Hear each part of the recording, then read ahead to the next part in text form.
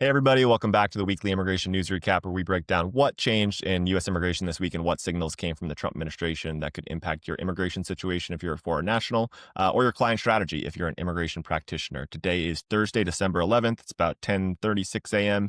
Eastern Standard Time, and this episode is going to be released tomorrow morning on Friday, December 12th. And I'm sure something will happen in between now and then that we will address next week. But to recap the news with me today, I'm really lucky to be joined by Aucoin. She's special counsel at Duane Morris, and before that, she was a longtime immigration policy and operations leader at both USCIS and DHS. So we're doing a bit of a hybrid episode here, where we have someone who is both a former USCIS official and now a practicing immigration attorney, which is really exciting for me. Lauren, thank you so much for joining us today. I'm really looking forward to this conversation with you to recap the news of the week and some other things that are going on. But before we jump into it, can you just let listeners who are unfamiliar with you know a little bit more about your professional background and the type of work you do now at Duane Morris, types of clients you work with, things like that? Sure. Yeah. Thanks for having me. Excited to be here. So I started my career in immigration law about 25 years ago. I graduated from my undergrad with a degree in international studies and just started applying for jobs. Found a job as an immigration paralegal and went for my interview, got hired on the spot, and just really loved it. I loved the client relationships. I loved being a part of people's immigration story and helping them navigate, their immigration journeys. And so did that for a few years. Decided to go to law school. I went at night, and I was a paralegal still during the day. So did that. Was once I graduated. Started associate life as an immigration associate at a big firm in DC. And then, I had some friends who had moved to the government and former colleagues who'd moved to the government and were like, come on over. It's the water's great. And so I joined the administrative appeals office and really loved it. I started working on H's, I-140s, things like that. I moved to SCOPS for a little bit. I worked on back when the H cap was, you just filed your case. There was no pre-selection, right? That was kind of wild times. And then, back to the AAO as a supervisor, branch chief. And then my last 5 years, I was with the Office of Policy and Strategy, where I worked on all the employment-based immigration policies and regulations over the past 5 years, which was a really, really fun job. It was like an immigration nerd's dream come true to work there. Really got to delve into lots of different things, engage with other agencies. We engaged with the White House, with foreign governments, members of Congress, and it was just a really fun way to really, really delve in and learn immigration from the ground up.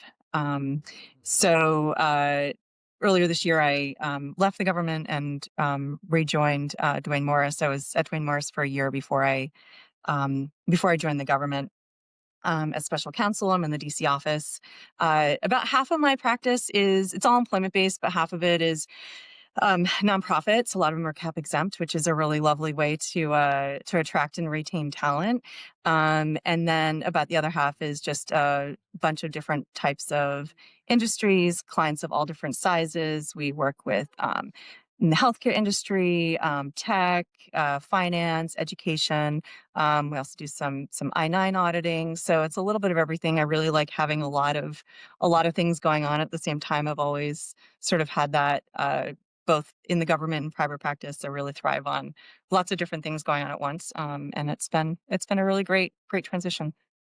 Yeah, it's amazing, and I'm sure it's been interesting for you after what I imagine, and from the outside looking in, could tell were 5 busy years at the policy shop at USCIS DHS for employment-based immigration policy, and now continues to be as busy, if not busier, for Yes. those folks. And we're seeing trickles of new policies coming out, and we're seeing the full-fledged transformative policies for the employment-based immigration space coming out. And I've really enjoyed following the interviews that you've done and some of your commentary on all of that. It's been super helpful for me as someone who's trying to put all the puzzle pieces together, and I'm excited to stitch some of that insight into the headlines today. Yeah. Yeah, for sure. Definitely. Yeah. Lots going on for sure right now, Yep. especially now. It's why we do this weekly and not bi-weekly or monthly. So Yes. we could probably do it daily if we really You wanted to, probably but could. Yeah. yeah. Um, all right. So returning listeners will know, Lauren and I are going to focus on the most important developments that happened in the immigration news this week, focusing primarily on the Trump administration because that's the sun of immigration policy right now. But also we try to make this not just a news recap, but a forward-looking podcast. So it's our goal to bring you some new information that maybe you haven't heard before about the immigration news of the week, as opposed to just hitting on the headline. And luckily, being joined by someone like Lauren with her experience in private practice and at USCIS, I'm very confident we're going to be able to do that. Today, we're going to talk a lot about the State Department changes around H-1B social media vetting at consulates abroad, some of the turmoil that's been happening specifically for H-1B visa applicants and renewal appointments in India. And then we're going to talk a little bit more about some of the other social media vetting stuff that CBP announced this week for visitors, which will impact many businesses, corporations as well. Some news that came out late last week that we didn't cover because Kevin and I had already recorded the podcast, but USCIS limiting the EAD period from 5 years to 18 months for many EAD categories, which is going to, in the long run, affect in the near run, it's going to affect a lot of employers. And then we're going to try to bring you some new news that I haven't seen anyone report on yet about the state of the litigation challenging the $100,000 H-1B fee. So we'll talk a little bit about sort of where that sits. And yeah, that's on the docket today. So there's more to cover, but that's what we're gonna focus on because that's plenty. So with that, Lauren, are you ready to jump into the news this week? Yeah, let's dive in. Awesome.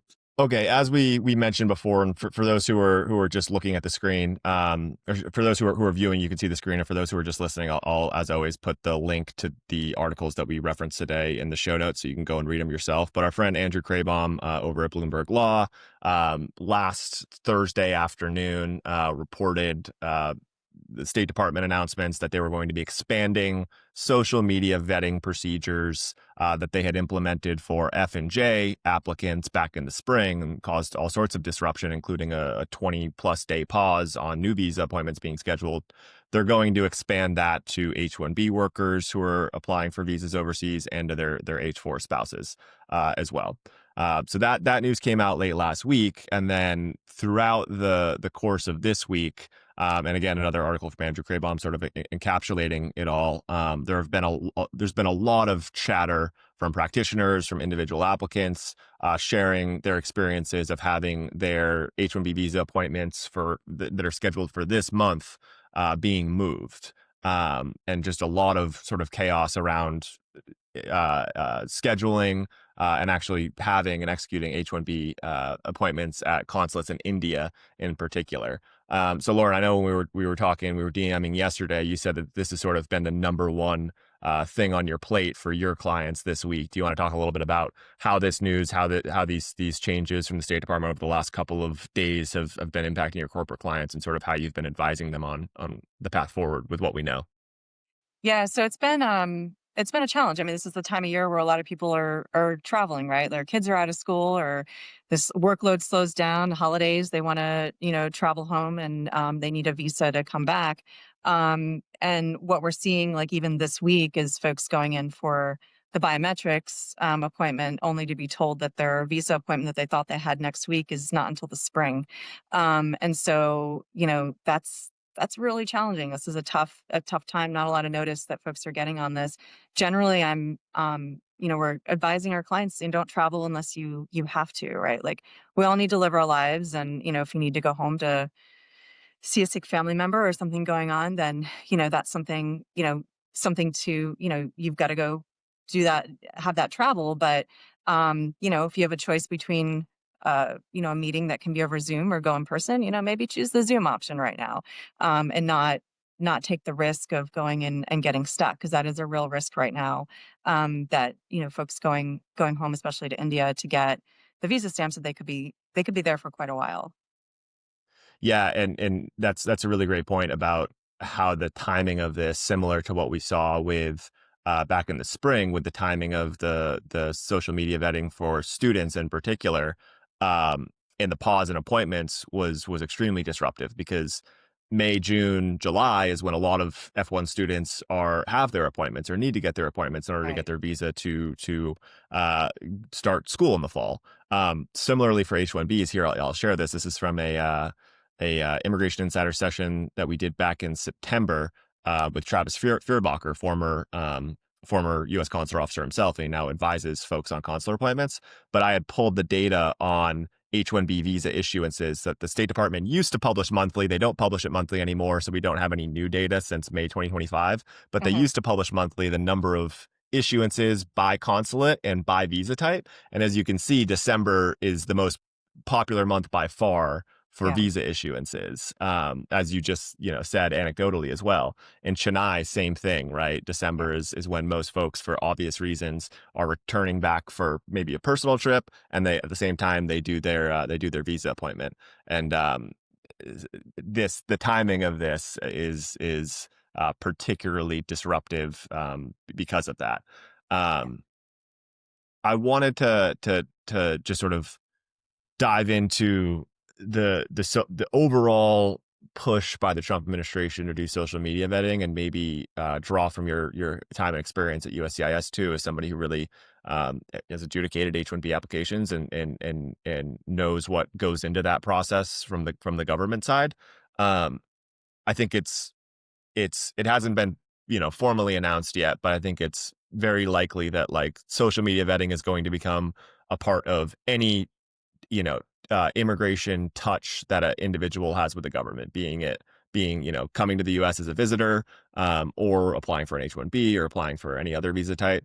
Um, how do you think that's going to actually manifest in for applicants and for companies over the next couple of years? Do you think these social media vetting procedures are going to just be disruptive and maybe like cause things to take a little bit longer, or do you see them really leading to uncertainty of approval at a larger scale than sort of what has been the consensus for a decade and a half now?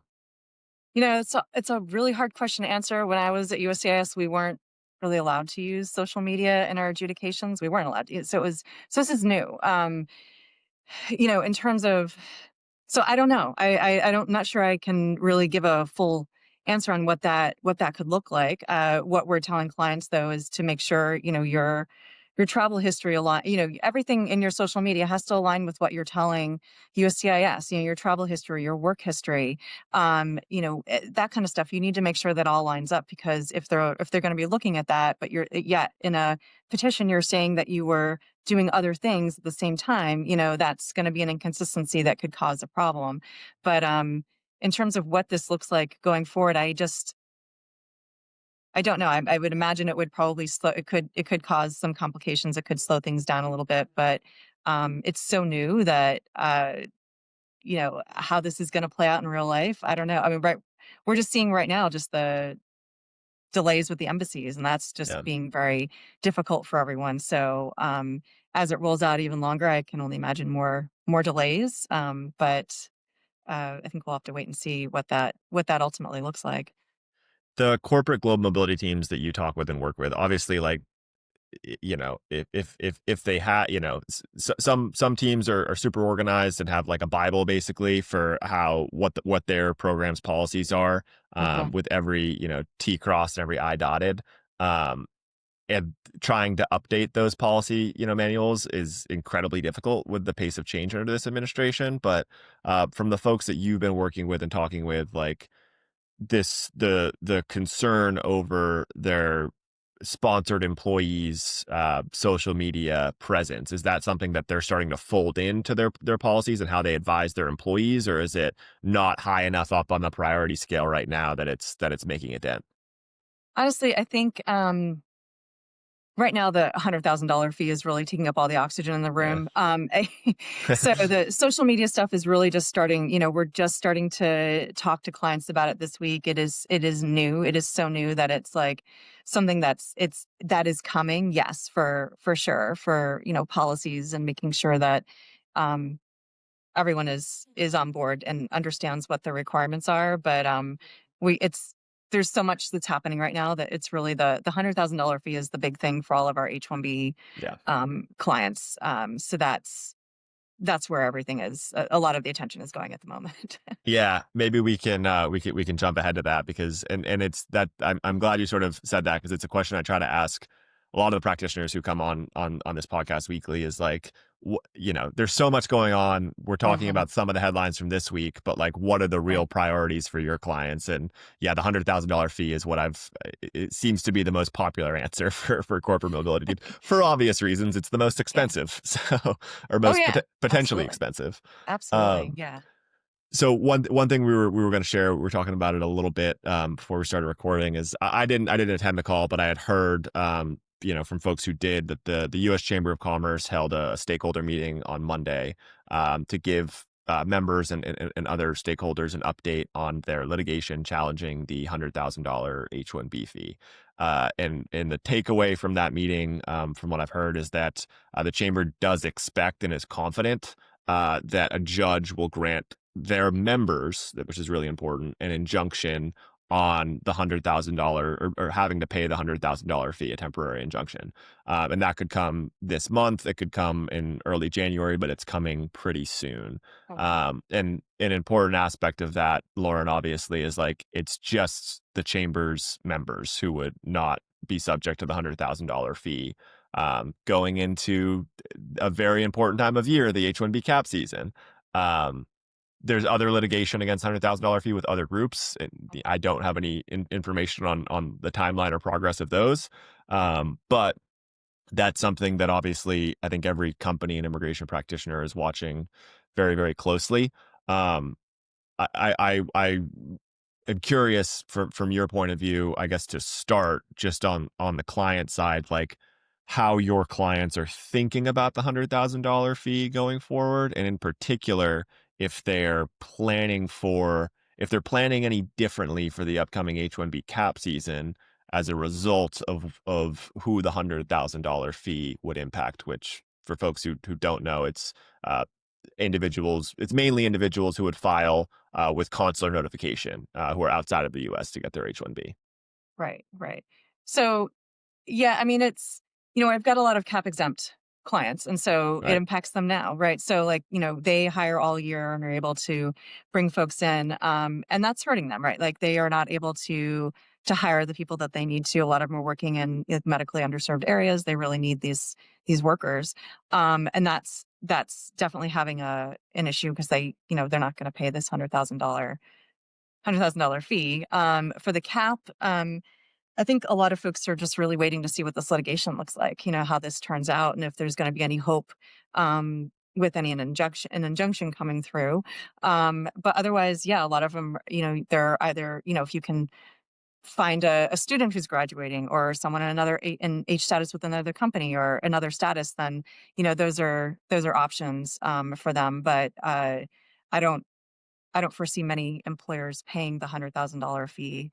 It's just not sustainable for our business model. Um, and I mean, there's also the exemption requests that I think some folks are starting to file. I'm actually trying to gear up on a few myself, and so. But there's not a ton of guidance in terms of what they're wanting to see, and also how long it'll take for DHS to process those. So it's kind of a wild card to be filing those as well. Yeah, that exemption request is I mean, that's a whole interesting conversation because like you said, the government was very frugal with the information they gave on sort of Mhm. what qualifies as an exemption. And we don't really know until a lot of practitioners like you and others try, right, and see what works and Right. see what doesn't, and we start to track the trends and the patterns, and or if the government provides more clarification on it. But I mean, I'm sure your former colleagues at the policy shop have their hands full with plenty of things right now. So Yeah, yeah. I yeah, imagine there's a lot of things percolating through. So yeah. yeah, this is just one of them with the exemption, especially. So, and just as a former like policy wonk, just reading the requirements, I'm just like I have more questions than answers, and I want to know all the things. But I guess we'll know once we start filing and seeing what this looks like if folks are getting the exemptions. I want to talk about your cap exempt clients a little bit more because that's a thread that we haven't really pulled on in this podcast much yet, and I'm really curious because, like you said, that's for many of those organizations, the day that this $100,000 fee went into effect, it was impacting many of them who don't rely on sort of the cap seasonality of, Right.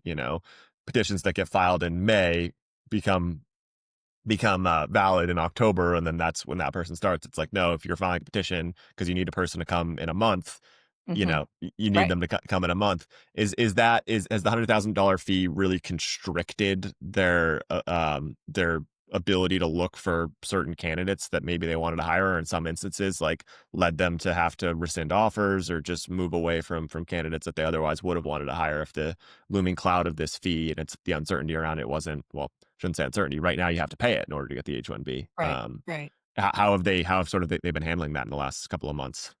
So yeah, so they've had to change their approach and where they're drawing from their potential employee pool, right? Like, yeah, if they're gonna, a lot of them were pulling from overseas, and so, but if those are the first H-1Bs that these beneficiaries are having, and they're coming from overseas, then they're going to be Yeah, subject to the $100,000 cap. So their, recruiting model. I mean, the reason they're pulling from overseas is because they can't find anyone, either folks in these in another classification or in or U.S. workers to do the jobs. So that's been a challenge, to for the staffing models for them, and how they're hiring, and it's kind of put a damper on that process. what types of roles is it generally for the clients that you're working with? So they're like, habilitation centers, a lot of them, working with folks with uh, like a variety of disabilities, and need folks for these centers, and there are locations where there's not a lot of interest in those roles, and so they're able to, hiring folks from overseas in H-1B to come and work in these jobs was really a good model for them, because they were able to get workers. So that's been a huge challenge, to with this $100,000 fee, and especially that it was announced on a Friday, and it was implemented on a Sunday. Yeah. There was no lead time. There was no way to know that it was coming. So it caught a lot of people by surprise, and a number of folks had petitions in the mail, right? Like, it wasn't announced to till Friday evening, and people filed things on Friday morning. Then they landed at USAS after the proclamation went into effect, and so um, that was that was tough. Yeah, absolutely. It's not in the headline this week, but it's something I am thinking constantly about, and we have what will hopefully be some helpful resources for practitioners and for global mobility teams coming out soon from Lawfully. But I'm curious to ask you, as somebody who used to, you know, uh, draft and propose and amend and finalize, policies from USCIS DHS, the weighted selection rule is just sort of lingering right now. The final rule is going to come out at some point. I had heard it's going to get dropped right around Christmas when nobody's paying attention. I've since heard from one person who I trust that they're going to wait until mid to late February to drop the rule, Oh, wow. um, Okay. which we could talk about that another time. It's sort of the implications of that, but I'm curious what you think about that, and in combination with the $100,000 fee, what your corporate clients, your non-cap exempt clients, yeah, your non-cap exempt clients, doing a double negative Yeah. there, uh, whether or not that's something that they're strategizing for right now, or if it's sort of a little bit lower on the priority because it's not real yet. Yeah. I mean, it's not really yet, right? Because we don't have the final rule on that. I think it's one of those things where if it comes out, we're just gonna have to figure it out. The level 4 is gonna get the most bites of the apple, for the selection, and so, but it's something we've got our kind of on our radar. But if it's not final yet, then it's sort of, it's hard to really plan around it until we know exactly what the final rule is going to say.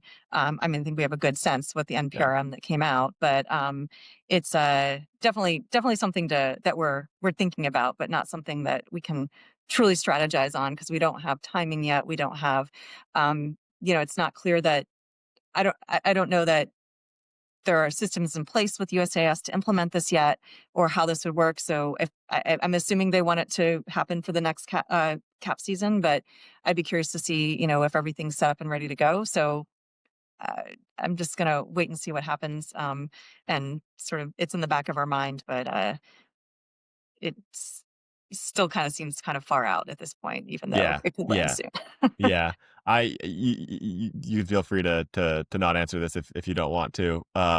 But I know that there's a divide between people who think that uh USCIS is going to prevail in implementing this change to the lottery, which is it's probably the most substantial change to the lottery. I mean, you could argue some of the beneficiary centric changes that happened when you were at USCIS were very significant as well. But I would say it's probably like in terms of how it changes employer incentives, it's the biggest Mhm. change to the H-1B lottery since the lottery was introduced. You know, Yeah.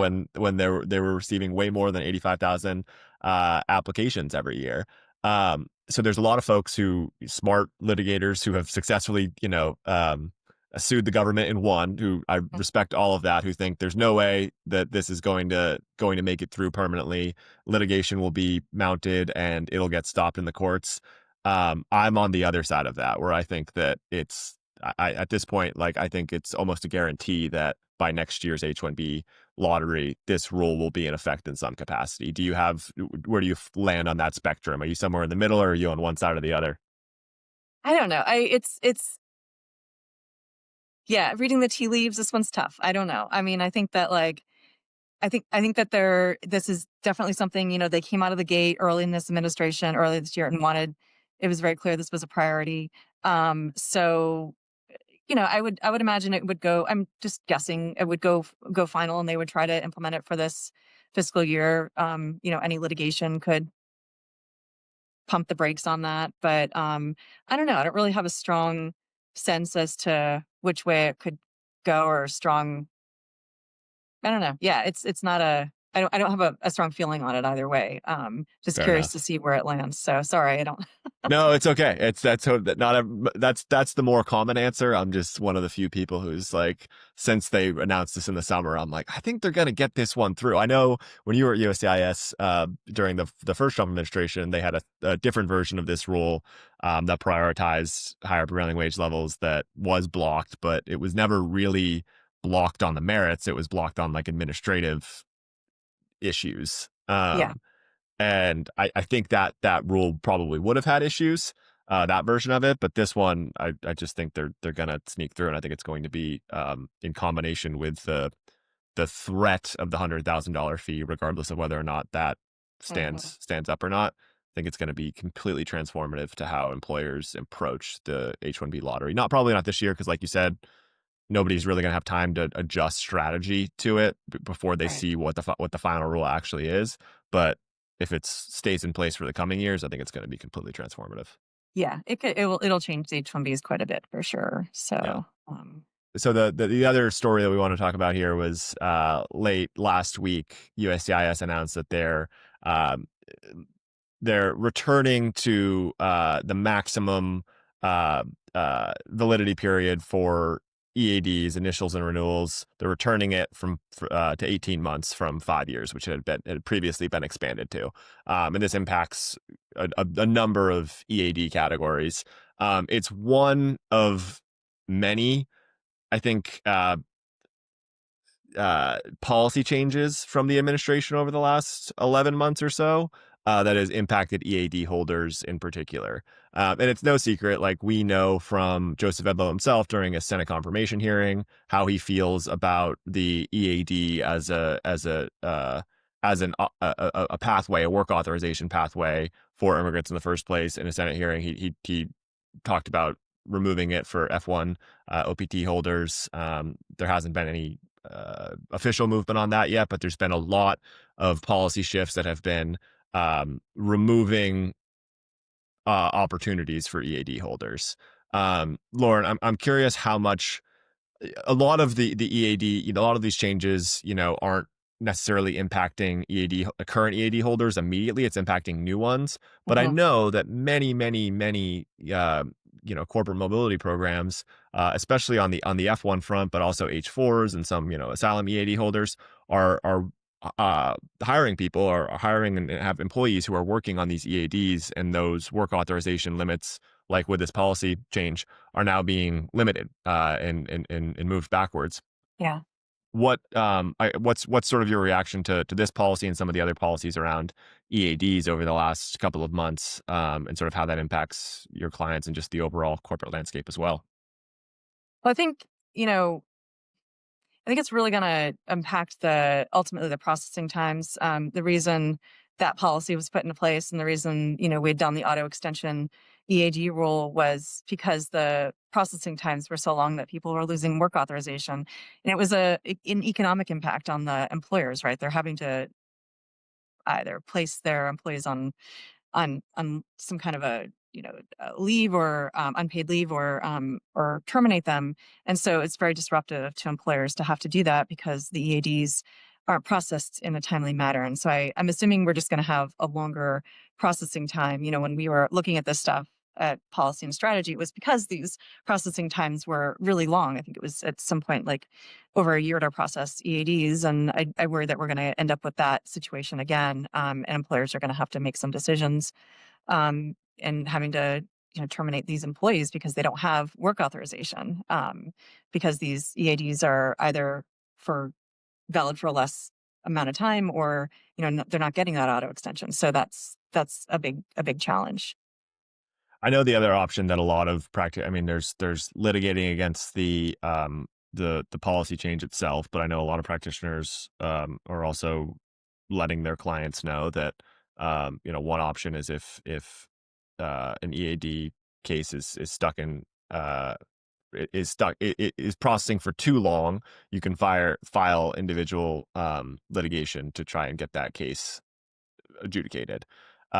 But in reality, in your experience now being back in private practice, like how many individuals may do that so that they can get Right. their work authorization, which for anyone who's anyone, doesn't want to lose the ability to work. Right. But how much of an appetite is there for employers to mount that, to take that step of hiring attorneys to do litigation for their individual employees versus deal with the consequences of just potentially having to lay employees off or looking for somebody who isn't on an EAD. Well, I think first they'll look towards, other non-immigrant visa classifications, right? Can you Sure. can you move someone to another classification easily? Do they qualify for something else? Is there a reason why we can't move them to, some other classification, employment-based classification? And if not, then yeah, I mean, mandamus action is always an option. I think whether employers want to go that route, I mean, that's really, I don't see it it's not a common thing, but it's definitely an option. It's not something I see all the time, but Yeah. I think first they would want to look for some other way that is just more of an administrative process to move someone to another classification if they can. Yeah. Before we end on a positive note, do you want to talk gold card? Do you have a few minutes to talk about that? Gold card, yeah. Okay. That just sure. Here, I'll just share my screen with, well, not, I know you can't see it, but I'll just share my That's screens for okay. folks who are looking. So, yesterday, I think it was yesterday, maybe it was the day before. The days are blending together this week, They but are, yes. either way, sometime this week, the Trump administration and President Trump himself basically said, "Hey, gold card's ready to go. The website's live. Folks can pay $15,000 to start the process of getting their gold card either for themselves." Or for their company to sponsor on their behalf. The $2 million platinum card, which is going to have some other special benefits that we don't, we know some rumors of, but there's nothing official on yet. Right. That's gonna be announced later. But it is the gold card is so official that there is a rule on the Federal Register. It is by far the shortest rule I've ever seen in the Federal Register. It's about 2 pages. Um, uh, Outlining the creation of the gold card, and then there's a form that USCIS created. This was known a couple of months ago, or a month and a half ago now. The I-140G, which is specifically for gold card applicants, and it's the first form in for the gold card. Lauren, we can go in so many directions on this. I guess I'll just give you the floor. Like, what are your thoughts on the gold card, and maybe just to narrow it down a little bit, like how many inquiries are you getting from clients or people who know you're an immigration lawyer and want to know more about the gold card on this in particular? Like, how much of it uh, is being taken seriously as a real pathway for Hmm. people seeking an immigration pathway to the U.S. Right. Versus the news is just covering it wall to wall because it's fun. Yeah. I have not gotten any inquiries about the gold card. I mean, I think there's a lot of chatter about it, and a lot of folks are kind of curious as to what it's about. Um, but I don't see. I haven't had anyone with any serious interest reach out about it. I'm curious as to how legally this all kind of comes together. Um, you know, it's not a new. The president doesn't have the authority to create a new visa category without Congress. So it's kind of being smushed into the extraordinary ability, national interest waiver arenas. Yeah, not entirely sure how it's going to work in practice, and how this donation of $1 million or $2 million is going to qualify. So I'm curious to see how this plays out. Um, but yeah, I think I have more questions than answers at this point. I share your sentiment exactly. We were talking about before we were recording. My biggest question is will individuals from backlogged countries be able to jump the per country backlog line for their AOS if Right. they go the gold card route on their I-140/I-140G?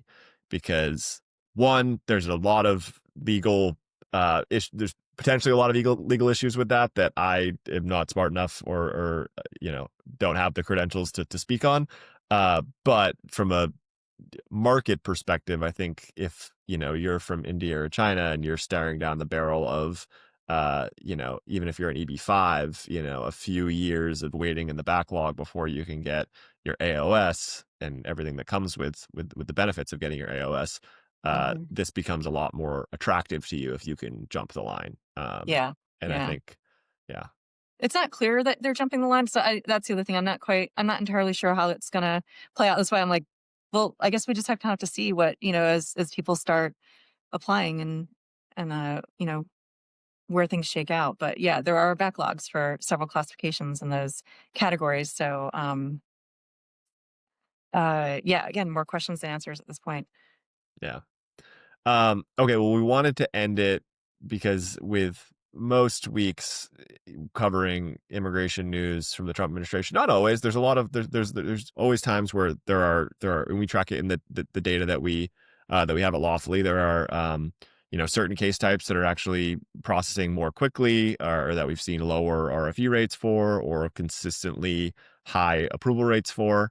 There are, of course, outliers that are seeing declining approval rates or longer processing times, and a lot of that is the result of the policy shifts that we discuss in the news on this podcast. But Lauren, like for example, you were talking about this anecdotally, and I just wanted to share with the audience. Like we just lawfully tracked the H-1B approval rate numbers for November. And for another month in a row, for all of 2025, it's been at 98, 99%. Mhm. So Yeah. despite all the changes and all the chatter over the last couple of months in particular around the H-1B, 99% of them are still getting approved. And Lauren, you were echoing that's been similar, that's been the case for your clients. And yeah, Yeah. Yeah. I mean, even though, the news every day, especially the past couple weeks, there's been a lot of change and a lot of questions, you know, and people are still a little confused, right? We all are. We're trying to navigate this together, but we're ultimately at the end of the day, we are seeing approvals. We are getting, H's are approved, L's, TNs, green cards, I-140s. And so I just don't want to lose sight of the fact that is still possible, right? With this is, even though there's a lot going on right now in the immigration space, it is still very possible. And there's a lot of good news out there as well, with people getting approvals and companies getting approvals. yeah, absolutely. Well, Lauren, tell folks who are listening before we wrap up where they can follow your work, and if they're interested in working with you, where they should go. Sure. I'm with Duane Morris. My bio is on the website. If you're go and check it out. My email address. I'm always happy to engage with folks. So Aucoin at DuaneMorris.com. Please reach out if you have any questions or anything I can do to help. Awesome. We'll put that in the show notes. I also recommend that folks go and follow Lauren on LinkedIn. She is, for good reason, often cited in news articles that she's interviewed in about these policy changes, and she always has very astute insights to share. So I'll just plug that as well. We'll put all the links to find Lauren in the podcast description, so you can go and check that out. But Lauren, thank you so much for taking the time out of your busy day to do this. I really appreciate it. It was super helpful to have your thoughts and your point of view on the headlines this week and some of the bigger trends that are impacting your clients and are impacting everyone in the space. So I hope we'll have you back on again sometime soon to talk about everything else that changes between now and then. Look forward to it. Thanks for having me. Appreciate it.